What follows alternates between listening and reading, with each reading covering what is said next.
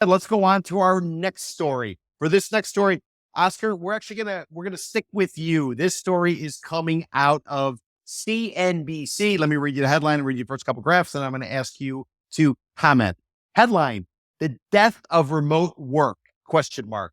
Zoom orders workers to return to the office at least twice a week. Linda Moynihan, the New York Post reporter, she joined Squawk Box this week to discuss the fact that the state of remote work, i.e. Zoom, who we all remember during the pandemic, that was the go-to in terms of being able to be at home and people were able to communicate and make things happen. Zoom's now requiring employees to come into the office at least 2 days a week. Mr. Musibay, my question to you is Miami's whole pitch in terms of tight real estate market. We need more supply. Prices are going to only go up because everybody can live in Miami and they can work for a company out of Silicon Valley in California. They can work for a company out of New York. They work for a company out of London. They can be in Miami because of Zoom and others. Is that suddenly called into question now that Zoom, the originator of it, the verb, is suddenly telling its employees, oh, you can't Zoom anymore. You need to pack your shit and get in the office at least 2 days a week. What say you, Mr. Musibay? The fact that Zoom is doing this is important. Okay. And other companies have already done this. Big public companies have already done the same thing.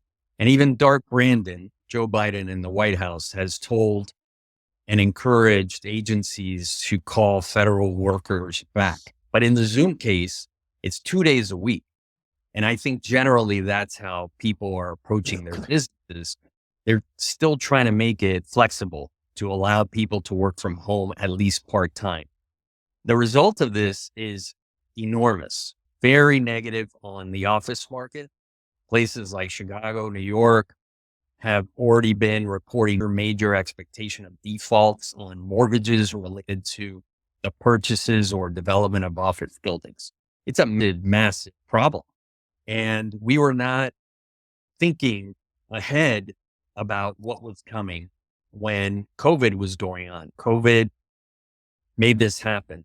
Everybody was working from home. And then when it ended, effectively because of the vaccines, some people didn't go to their offices. Most did not. And now we're dealing with the consequences. All these buildings have been built. So the question is, how will the real estate market respond to that? And some of the response has been to try and turn those office buildings into residences. How much conversion is there going to be? Investment, that kind of risk in trying to convert those buildings to residences is a huge question mark that will probably be the next shoe to drop. Is there enough opportunity? But I just read a story today that the banks are not lending on office buildings. So it's a tough for, I guess, extensions of mortgages or debt related to office buildings, or you can't get a new loan. So it's going to be very difficult to get through these next couple of years related to office buildings, trying to figure out what the best solution is. Because I don't think a call that is not enforceable to get people back into offices is going to work. I mean, it's either everybody goes back 5 days a week or nothing.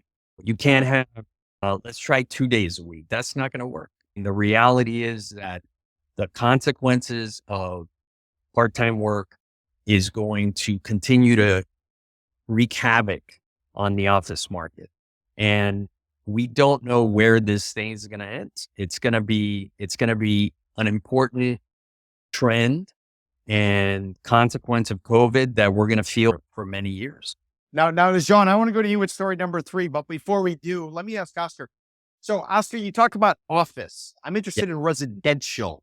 What about all the people who came to Miami and South Florida? They bought a condo. All the New York press wrote about all these people are living in Miami and they're working for a New York or California company.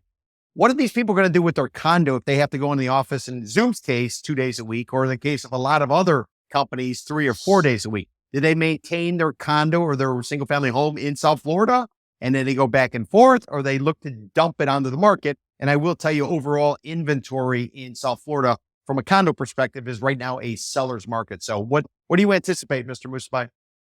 So I think that's an important question to understand and figure out, because the reality is that we just saw numbers come out, census numbers that indicated that tens of thousands of people have left Miami-Dade County in the last few years.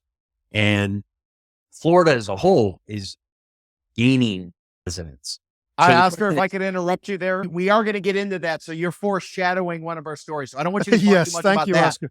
I want to know about our people who bought homes in South Florida during the pandemic, and they work for a company that's not in South Florida. What are they going to do with their properties? They going to sell? They going to try to rent? And what is it going to mean for supply? I was getting to that. Thank you for letting me.